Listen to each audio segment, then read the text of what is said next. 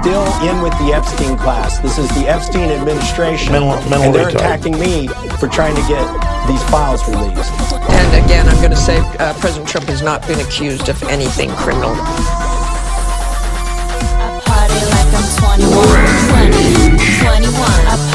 Massie, trade America, trade you, trade your children. 21, I party like I'm 21.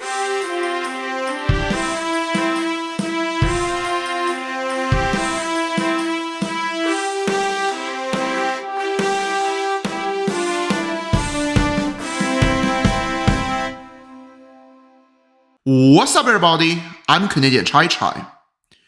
It's been a very long time since I've made a video, because during this time I was doing all the exams and I had a lot of other stuff to do. And I was supposed to do a video right after my last exam, but then, because I've had some problems around that time. I was supposed to make a video about Child the Builder, but the thing is that it happened last week, so it's been 7 days. And I was supposed to make one over the weekend, but because I gotta be with my family, so I didn't make that video. I support him 100%. I think that it's actually a travesty, right? In Trump's America, he's still getting arrested for what? For offending N-word, despite the fact that he didn't even say the word on that day. But anyways, I think it's time for us to actually get to the topic of this video. So this video is about what happened yesterday, which is, the huge showdown between Massie's Nasties and, the Trump army, the Trumpian army. And Trump won. Massie was in Congress for 14 years, and he lost. And that's actually such a huge deal, because what happened yesterday night, it shows the trajectory of the Republican Party. Many of the raging rights, the people that I addressed last video, they live in this fantasy world. They believe that the right is somehow growing more like them, if you get what I'm trying to say, becoming more like them. But the thing is that you look at the trajectory of the Republican Party, it is not like what these podcasters say, right? It is not like what these podcasters say. It is not going into their direction, but it is actually going into the direction that Trump wants, right? So yesterday's election is basically, it marks the beginning, right? The beginning of their defeat, right? The defeat of these podcasters, the defeat of the raging right, right? It is very clear that the average Republican is not a conspirator. The average Republican doesn't care about Israel or Jews or whatever. Yesterday night, I was actually very excited. Basically, this election, the results determines the trajectory of the party. Because if Thomas Massie won, and before the election, I predicted that it was going to be very close. And then there was a slight chance that Massie was going to win, but it would be like Massie would get less than 54% of the votes. That's what I thought. It would be very close, which is actually bad. It's actually bad for an incumbent. That was basically my prediction. I thought that either Massie was going to win by less than 10 points or Galbraith was going to win. I thought that there was a higher chance that Galbraith would win, just based on what Massie has said, based on what Galbraith has said, and also just based on Trump's reaction to everything, based on Vance's reaction to everything, because both Trump and Vance didn't like Massie. Nobody liked him because he kept on voting against the party, right? So he was a very disloyal person. He had to go. I did think to myself that there was a possibility that Massie would win. Yesterday's election also shows that the Republican Party is Trump's party. Whether you like Trump or not, at the end of the day, right, it's an objective fact that Trump has total control over the Republican Party. Because you look at all the other elections, you look at, for example, in Louisiana with Bill Cassidy, he was very against Trump. And look what happened, right? He got primaried. You look at, Massie's also against Trump too, and now he's jobless. It's just all of these people who were against Trump, they all either got primaried or they lost their job and they became irrelevant. I believe a week ago, Indiana had their primary, and then I believe it was their house, and there were 7 people who voted against redistribution, right? That would favor the Republicans. And Trump, he endorsed the opponent of each of the 7 incumbent congressmen, right? And at least 5 of them won. So it literally goes to show that, Trump has a lot of power in the party. One thing that these Israel Derangement Syndrome people don't like is that Massie didn't lose because of Israel, right? It doesn't matter whether Massie was pro-Israel, anti-Israel. It doesn't matter, right? Because that's not the point. That's not the reason. The reason he lost was because he was against the party and also because he was against Trump, which I would argue that that's even worse than just being against the party, right? You look at, I just talked about Bill Cassidy, right, from Louisiana. He received, hundreds of thousands of dollars from pro-Israel groups. He never voted against anything about Israel, right? He didn't lose because he was not loyal to Israel enough, but because Trump ended him. And there were other people as well, people like John Cornyn, right? He received over $2 million from pro-Israel groups. And he also never, just like Bill Cassidy, never voted against Israel. And he lost, right? He didn't get endorsed. He didn't lose. But the thing is that he didn't get Trump's endorsements. Liz Cheney, literally part of Cheney's family, endorsed by AIPAC. Trump ended her as well. Most of these Israel Derangement Syndrome people, they basically think that America's Zog. They think that America is controlled by Israel, 100%. But the thing is that that's clearly not true, because if America is really controlled by Israel, if Jews are really these, very manipulative, smart, villains, right? Literally the worst villains in the world or something, then none of these people would have been voted out. The common denominator isn't whether you support Israel or not. The common denominator is whether you support Trump or not, right? And it's just like any company, right? If you badmouth your CEO, you're going to get fired. There's literally no way you won't get fired. And Massie is just on one hand, he's bad-mouthing Trump. He's saying that, Trump is he even calls Trump a pedophile. Even to the point that, there was that one time when the liberal reporter gotta put a disclaimer and say that, well, there's no proof that Trump is a pedophile. He's still in with the Epstein class. This is the Epstein administration, and they're attacking me for trying to get these files released. And again, I'm going to say President Trump has not been accused of anything criminal. But on the other hand, even Massie knows the golden rule that you have to, be on Trump's side. Otherwise, you're going to lose. You're going to get fired. Even he knows that this is MAGA country. This is Trump's country. This is Trump's party. And the reason why I know that he knows is because before the election, he literally lied about Trump endorsing him. So even he knows, even though it is obviously a lie, even Trump had to put out a tweet saying that he didn't endorse Massie. It was a lie. Massie was a liar. This is his tweet. Horrible Congressman Thomas Massie put out an old endorsement from many years ago of him by me long before I found out that he was the worst congressman in the history of our country. I endorsed Ed Galbraith, a true American patriot, which Massie knows full well. So the statement that he put out is fraudulent, just like he is fraudulent. Withdraw your fake statement, Massie, right now. President Donald J. Trump. But the thing is that, it shows that the reason why Massie is willing to lie about Trump, Trump endorsing him, he still knows deep down that this is Trump's country, this is Trump's party. This video explains it perfectly. The fact that Massie on one hand is catering to these podcasters, to the raging right, and on the other hand, he knows the reality, he understands the reality of the situation that without Trump, he can't win, right?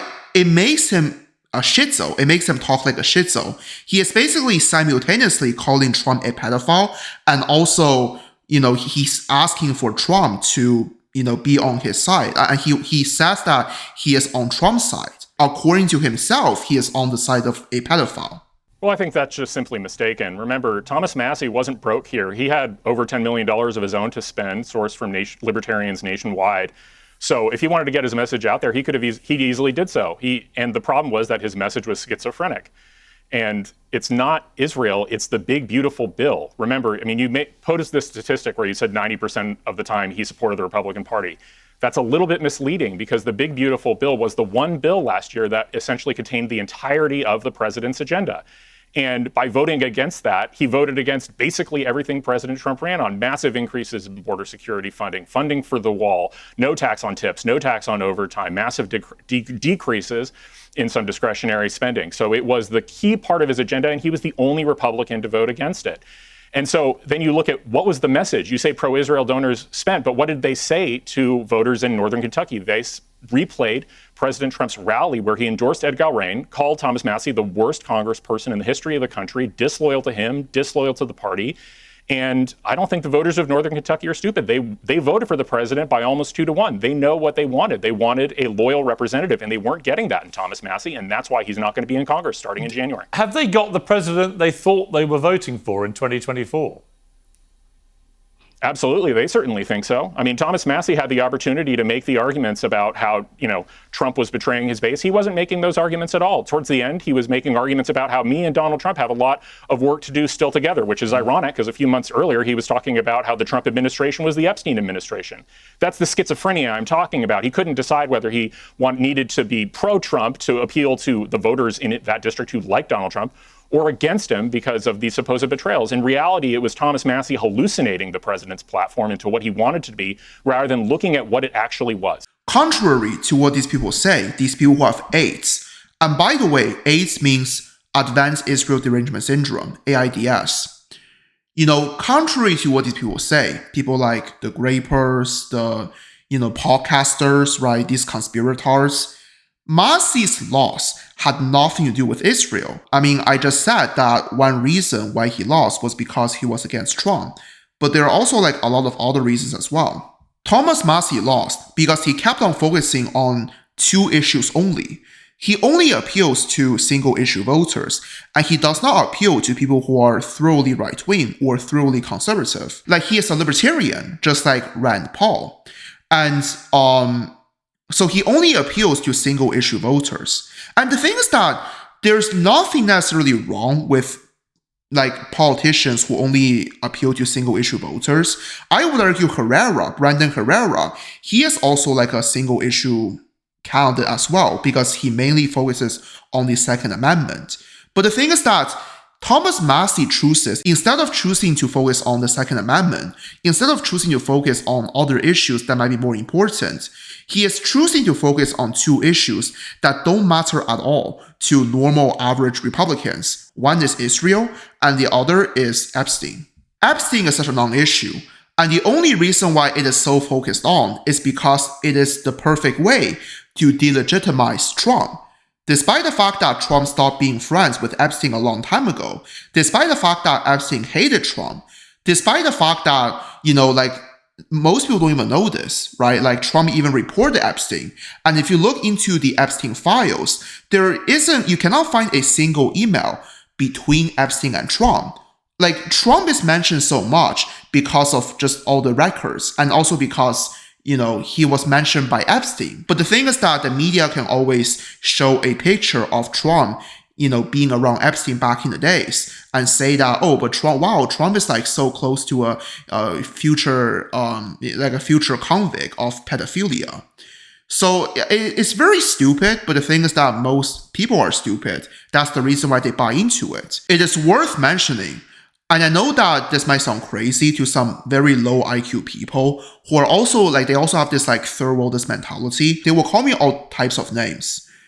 But it is worth mentioning that the whole Epstein shenanigan is just barely disguised anti-white propaganda. If you are a female, you are not afraid to walk on the streets in the middle of the night because of Epstein. You are not afraid to walk on the streets or hang out in a park in the middle of the night because of some rich white person or white passing person. The media doesn't focus on the rape gangs. It doesn't focus on all these illegal immigrants, right, committing crimes and also joining all these dangerous gangs. It does not focus on how black people abuse white women, even their own women. It chooses to focus on Epstein instead because Epstein is the perfect villain for a Hollywood movie. And we all know that Hollywood is anti-white because it is controlled by Jews, by secular Jews, they're against Christianity, they're against Western civilization, and they're also against white people, because white people, they're known for both Christianity and Western civilization. Epstein, he's Jewish himself, but the thing is that he's a white-passing person. Most people think he's white, and most people think Jews are white too. And the thing is that Jews do act white. Obviously, the low IQ anti-Semites might have a problem with this, but it is a biological truth that Jews are a lot closer to whites comparing to other races. Like, I am a lot further than whites than Jews, right, biologically, because I'm Asian. I'm yellow. It doesn't matter if Epstein is Jewish, but the thing is, like, he's a white-passing person, right? So he's the perfect Hollywood villain, because Hollywood likes to have this, like, rich white guy who's like very well dressed, very well spoken, right? Very likable, and maybe a little bit religious, a little bit conservative. And then plot twist, he's actually the serial killer, right? This is the real reason why the media chooses to focus on Epstein and not on the groups of people who are more likely, a lot more likely, to commit the crimes Epstein was accused of. It is also interesting how around the time the Epstein files were released, everybody was like, whenever something happened that was not about the Epstein files, all of these wine moms, all these like leftards, and all these like raging right people, like these stupid right people, they kept on like saying how, that's distraction against the Epstein files. Oh, they at least want to distract us from the Epstein files. All of these goyim, all of these cattle, right, they all just say the same thing. Wow, this is a distraction from the Epstein files. Wow, they want Epstein to get away, man. They want Epstein, despite the fact he's already dead. They want Epstein to get away. Wow, these people don't want a rich man, the evil rich guy, to be, to get punished for his crimes, despite the fact that he's already dead like a long time ago. And you look at OceanGate, it was a very tragic incident in which 6 billionaires, I believe 5 billionaires and like somebody's son, they got crushed in a submarine, right? And they all died. And I would argue like the reaction to that incident, like from the Goyim, it radicalized me more than even Charlie Kirk getting killed. At that time, whenever the media mentions OceanGate, whenever OceanGate is mentioned in the news, the same cattle, by the way, the same Goyim, by the way, they kept on saying how, wow, OceanGate is a distraction. It's a distraction against other more important issues. They can't even name a single issue that it is a distraction from, right? Wow, these rich people are taking the spotlight from all these other things. Right? It is very clear that there is a anti-rich bias here, right? There's a clear double standards. When it is about the evil rich guy doing something evil, then the media has to focus on that. Otherwise, the Goyim will say that, wow, that's, you are distracting us away from that thing, from the evil rich white or white passing guy. But whenever it is about rich people dying tragically, right? Then the same Goyim will say that, like, whenever the rich people dying, like this is mentioned, they will say that, wow, like that's distraction against other things. Another thing Massie can't stop talking about is Israel. He keeps on saying how Israel controls America. And even after he lost, he still made a very lame joke, very unfunny joke about Tel Aviv.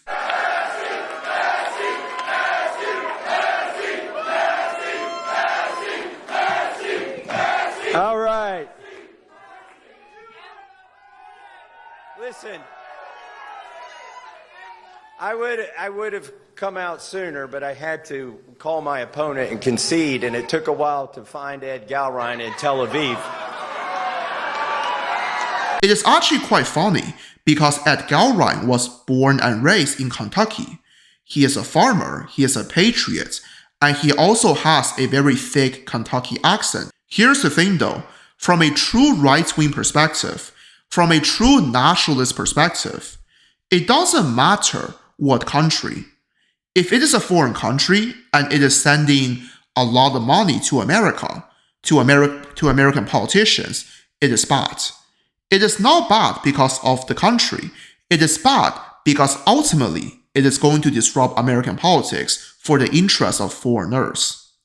It doesn't matter to me whether it is Qatar, Israel, China, India, Spain, the UK. It doesn't matter. If anything, I would argue that Israel sending money is actually better than certain other countries, because at least Israel is on the same side as America when it comes to geopolitics. I can speak on behalf of Canada. There are a lot of allegations suggesting that China sends money to Canadian politicians to disrupt Canadian politics, and China obviously wants the Liberals to win. There are even a lot of scandals of these, ethnically Chinese politicians who, by the way, most of them don't even speak proper English. Their English actually suck. They're more loyal to the CCP. They don't care about Canada, right? And they even get into conflicts with people who don't like China.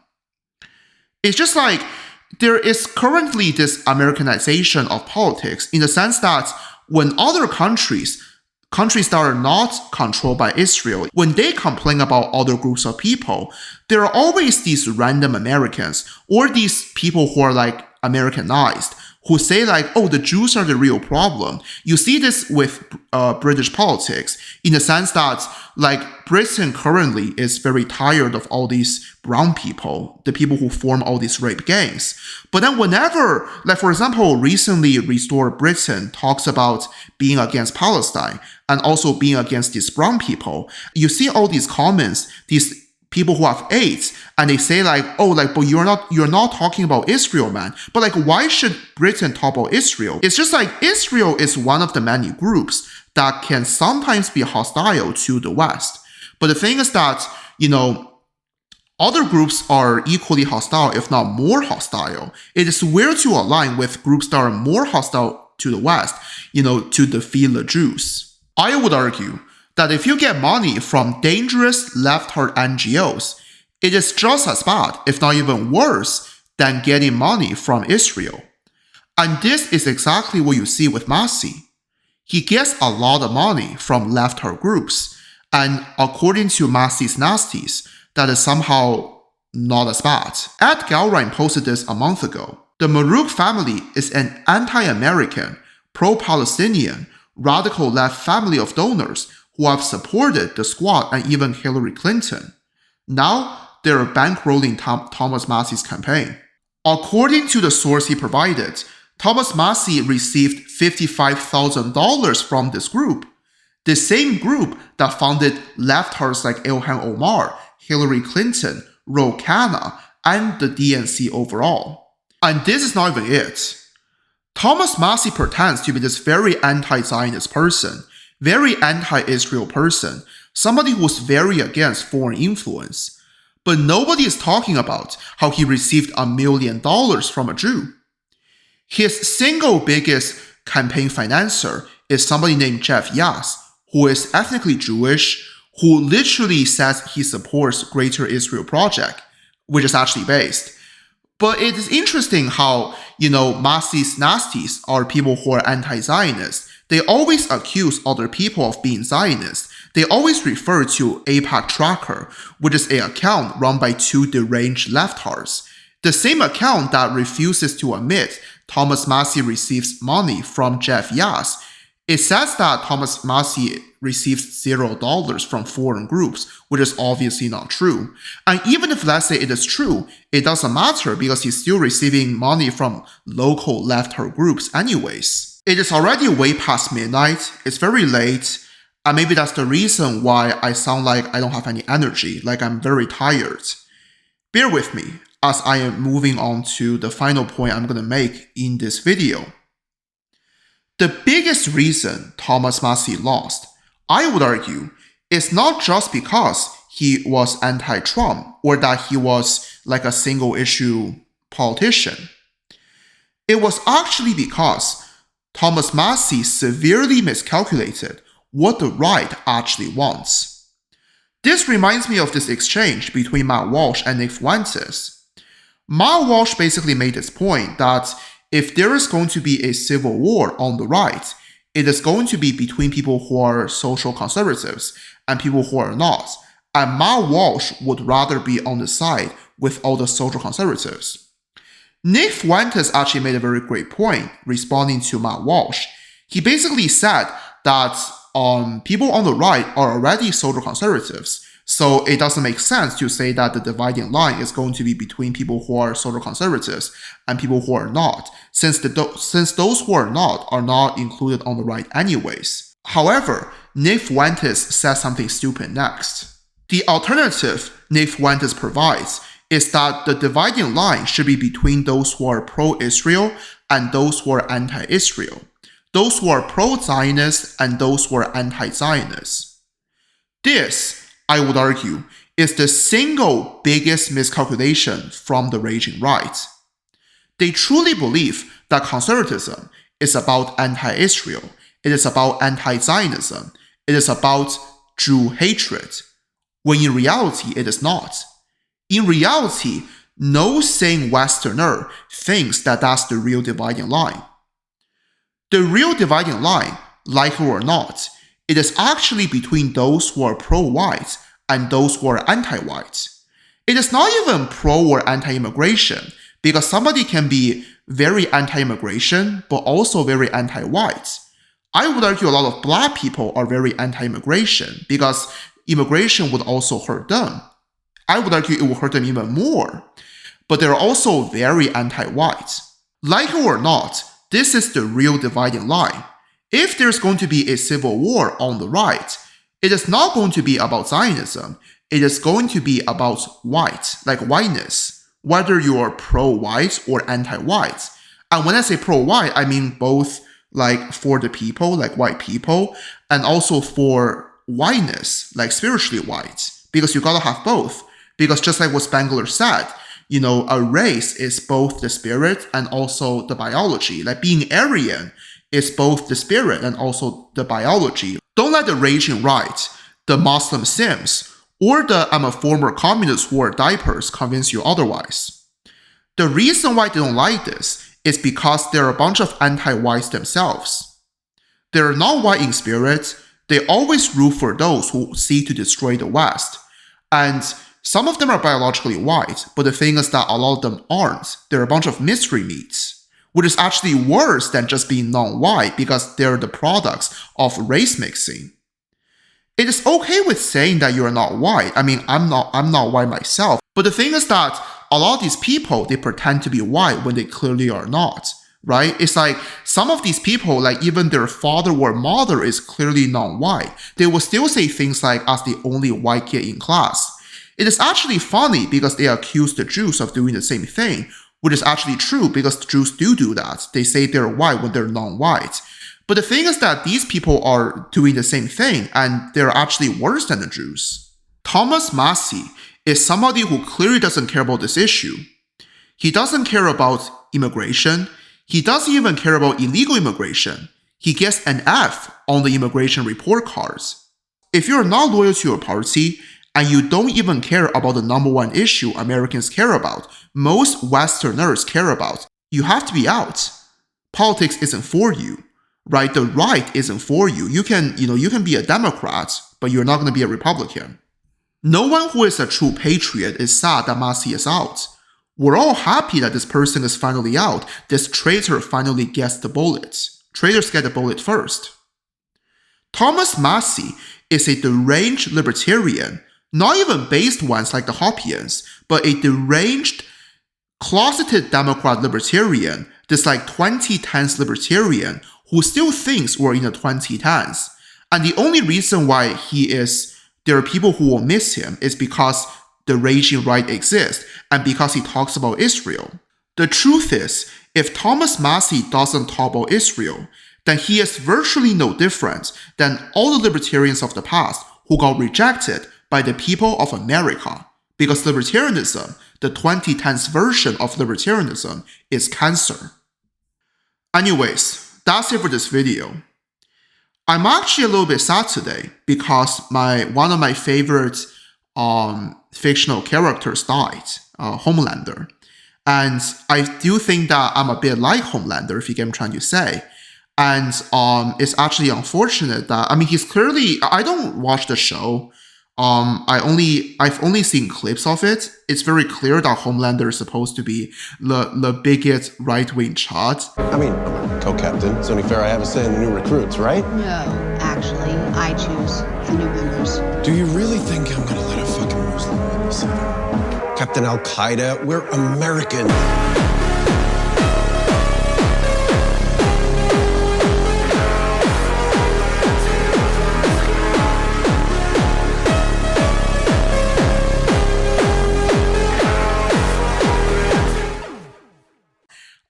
So it's very sad that he died, right? And it's very clear that they made Homelander Trump, but I would argue like a more Zoomer version, like a base Zoomer version of Trump.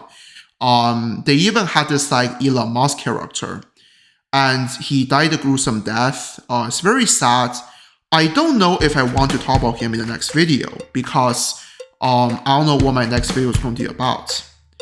Anyways, I'm starting to slur because I'm very tired, and I'm going to go to sleep. Stay safe everybody, and God bless.